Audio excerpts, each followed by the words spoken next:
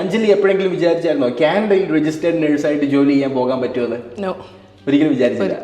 First time വന്നപ്പം എൻ്റെ father വേണ്ട എന്ന ഒറ്റയടിക്ക് പറഞ്ഞിട്ട് ഇവിടെ നിന്ന് ഇറങ്ങിപ്പോയത്. എന്നിട്ട് ചോദിച്ചു സൗദിക്ക് എന്തെങ്കിലും വേക്കൻസി ഉണ്ടോ? സൗദിക്ക് ഞാൻ അപ്രോച്ച് ചെയ്തൊരു 2-3 ഡേയ്സിനുള്ളിൽ അത് സബ്മിറ്റ് ചെയ്ത് 10th ഡേ ആയപ്പോഴത്തേക്ക് എനിക്ക് കിട്ടി. അപ്രൂവൽ വന്നു. 10 ദിവസം കൊണ്ട് തന്നെ അപ്രൂവൽ വന്നു. നമ്മൾ സബ്മിറ്റ് ചെയ്തില്ല. അതാണ് മംഗ്ലീഷ് വേൾഡ്. ഫോണിൽ മെസ്സേജ് വന്നു, അപ്രൂവൽ ആയി. അത് ഭയങ്കരമായിട്ട് ഓടിച്ചെന്ന് ഭയങ്കര സന്തോഷം, ഭയങ്കര സന്തോഷം. അച്ഛനായിരുന്നു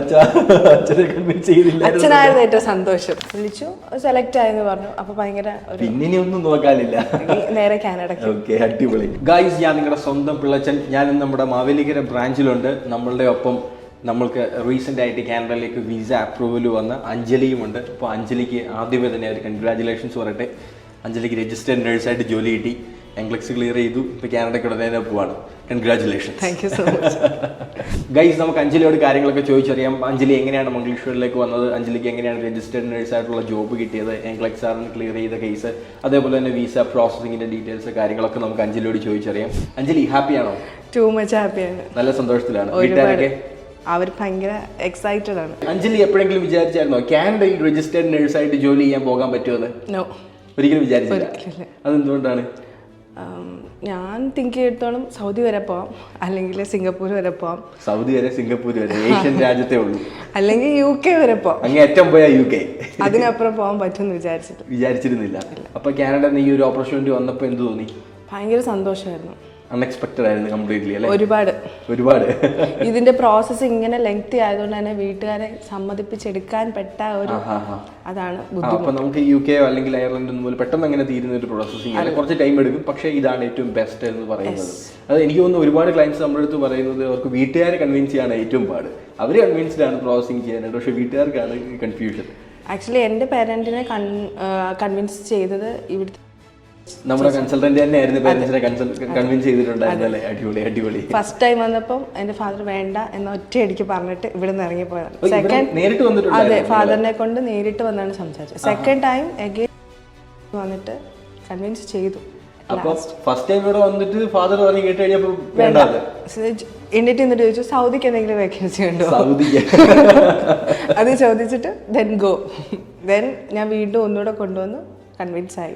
രണ്ടാമത്തെ തവണ അപ്പൊ ഇവിടെ 2 തവണ അച്ഛനെ കൊണ്ട് വന്നിട്ടുണ്ടായിരുന്നു. ഇത് വേണം എന്ന് നിർബന്ധം പിടിച്ച് വന്നു. പിന്നല്ല, ആവശ്യം നമ്മുടെ ആണല്ലോ. വീട്ടുകാർക്ക് അവരെ സംബന്ധിച്ചിടത്തോളം അവർ ഏറ്റവും സേഫ് ആയിട്ടുള്ള ഒരു ഓപ്ഷൻ, ഏറ്റവും പെട്ടെന്ന് കിട്ടുന്ന ഒരു ഓപ്ഷൻ ആയിരിക്കും നോക്കുന്നത്. നമുക്ക് അവരെ അതിനകത്ത് കുറ്റം പറയാനായിട്ട് പറ്റത്തില്ല. പക്ഷേ ആ ഒരു ബെറ്റർ ഓപ്പർച്യൂണിറ്റി ഉണ്ട് എന്നുള്ള ആ ഒരു തിരിച്ചറിവ് അഞ്ജലിക്ക് ഉണ്ടായിരുന്നതുകൊണ്ട് അഞ്ജലി ആ ഒരു എഫേർട്ട് എടുത്തു, കൺവിൻസ് ചെയ്തു.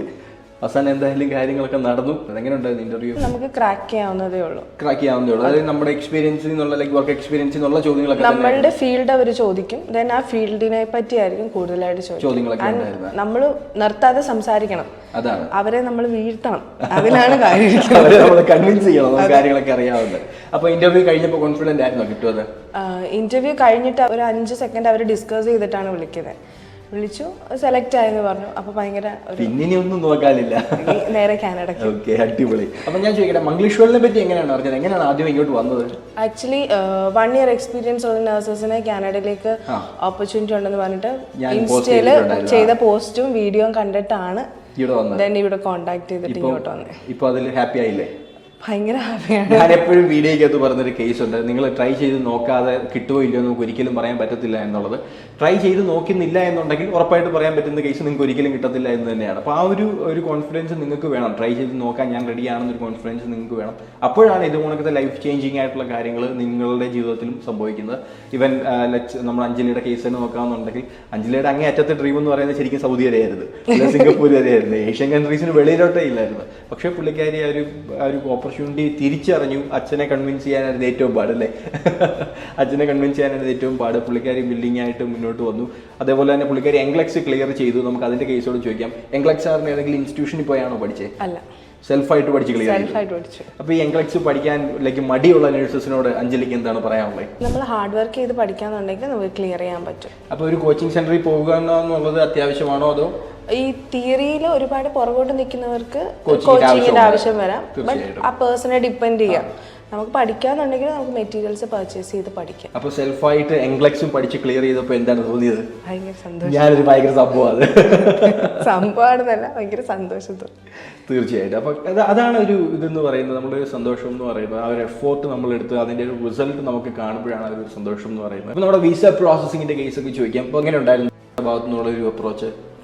ഭയങ്കര ഫ്രണ്ട്ലി ആണ്. നമുക്ക് ഏത് ടൈം കോണ്ടാക്ട് ചെയ്താലും ആൻസേഴ്സ് കിട്ടും.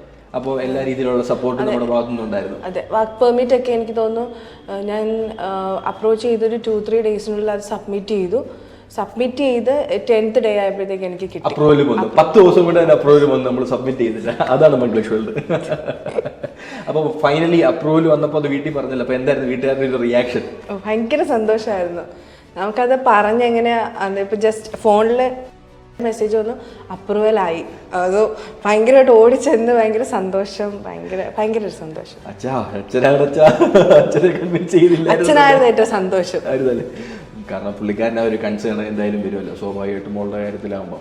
അപ്പം അച്ഛനും എന്തായാലും ഒരുപാട് സന്തോഷമായി, നമുക്കും ഒരുപാട് സന്തോഷമായി. മംഗ്ലീഷ് വേൾഡിന് ഇത്രയും റിസൾട്ട്സ് ഉള്ളതെന്ന് പറയുന്നത് നമുക്ക് ഭയങ്കര സന്തോഷമുള്ള ഒരു കാര്യമാണ്. ഇനി ഒരുപാട് പേർ work permit approval at present file ചെയ്തിരിക്കുകയാണ്, ഓരോന്നോരോന്നായിട്ട് ഇങ്ങനെ വന്നുകൊണ്ടേ ഇരിക്കുന്നു. അപ്പോൾ അഞ്ജലി വന്നു, നമ്മളെ കണ്ടു. ഇനിയും ഭാവി ലൈക്ക് ഫ്യൂച്ചർ നേഴ്സസിനോട് അല്ലെങ്കിൽ ഇപ്പം ലൈക്ക് വർക്ക് എക്സ്പീരിയൻസ് ഉള്ള നേഴ്സസിനോട് അഞ്ജലിക്ക് എന്താണ് പറയാനുള്ളത്? ട്രൈ ചെയ്യണം. തീർച്ചയായിട്ടും ട്രൈ ചെയ്യണം. നമുക്കൊരു ലൈഫ് ടൈം ഓപ്പർച്യൂണിറ്റിയാണ് ഇത് കിട്ടുന്നത്. മംഗ്ലീഷ് വേൾഡിലേക്ക് വരുന്ന കാര്യം എന്ത് പറയും? ഞാൻ ഉറപ്പായിട്ട് സജസ്റ്റ് ചെയ്യും. ഞാൻ ഒരുപാട് എൻ്റെ ഫ്രണ്ട്സിനെ സജസ്റ്റ് ചെയ്തിട്ടുണ്ട്. എൻ്റെ കൂടെ വർക്ക് ചെയ്യുന്നവർക്ക് ഞാൻ കോൺടാക്ട് കൊടുത്തിട്ടുണ്ട്. അവർ ചിലർ കോൺടാക്ട് ചെയ്തിട്ടുമുണ്ട്. അപ്പോൾ മംഗ്ലീഷ് വേൾഡ് എങ്ങനെയുണ്ട് ഓവറോൾ അല്ല, എല്ലാ അർത്ഥത്തിലും ഭയങ്കരമായിട്ട് നമ്മൾക്ക് ഫ്രണ്ട്ലി ആണ്. നമുക്ക് അപ്രോച്ച് ചെയ്യാം, നമുക്ക് ഒരുപാട് ഡ്രീംസ് അച്ചീവ് ചെയ്യാൻ നമ്മളെ ഹെൽപ്പ് ചെയ്യും. തീർച്ചയായിട്ടും. അപ്പം ഒരുപാട് നന്ദിയുണ്ട് ഇവിടെ വന്നതിന്, ഇപ്പോൾ ഈ ഒരു വീഡിയോയ്ക്ക് വേണ്ടി ഇരുന്നതിന്. അപ്പോൾ എന്തായാലും കാനഡയിലേക്ക് പോയി എല്ലാവിധ ഭാവിയും ഉണ്ടാവട്ടെ. ആശംസകൾ ഞാൻ നേരുന്നു. മംഗ്ലീഷ് വേൾഡിന്റെ വകയും എൻ്റെ വക പിള്ളച്ചൻ്റെ വകയും പ്രത്യേകം കൺഗ്രാറ്റുലേഷൻസ്. അടിപൊളിയായിട്ട് വരട്ടെ. അപ്പോൾ ഗൈസ്, ഇതേപോലെ തന്നെ നിങ്ങളും കാനഡയിലേക്ക് PR നോക്കുന്നവരോ അല്ലെങ്കിൽ ഒരു നേഴ്സോ സ്റ്റഡി വിസ നോക്കുന്നവരൊക്കെ ആണെന്നുണ്ടെങ്കിൽ തീർച്ചയായിട്ടും എനിക്കൊരു മെസ്സേജ് അയച്ചിടുക, അല്ലെങ്കിൽ ഈ നമ്പറിൽ നിങ്ങൾ കോൺടാക്ട് ചെയ്യുക. നിങ്ങൾക്ക് വേണ്ട എല്ലാ അസിസ്റ്റൻസും മംഗ്ലീഷ് വേൾഡ് ചെയ്തു തരുന്നതായിരിക്കും. തരത്തില്ലേ? ധൈര്യമായിട്ട് തരും. ആ ഒരു കോൺഫിഡൻസ് ആണ്, അതാണ് മംഗ്ലീഷ് വേൾഡ് എന്ന് പറയുന്നത്. അപ്പോൾ നിങ്ങൾ ധൈര്യമായിട്ട് നമ്മളെ കോൺടാക്ട് ചെയ്തേക്കുക. That's it guys. Peace out. English World, Study Abroad and Immigration.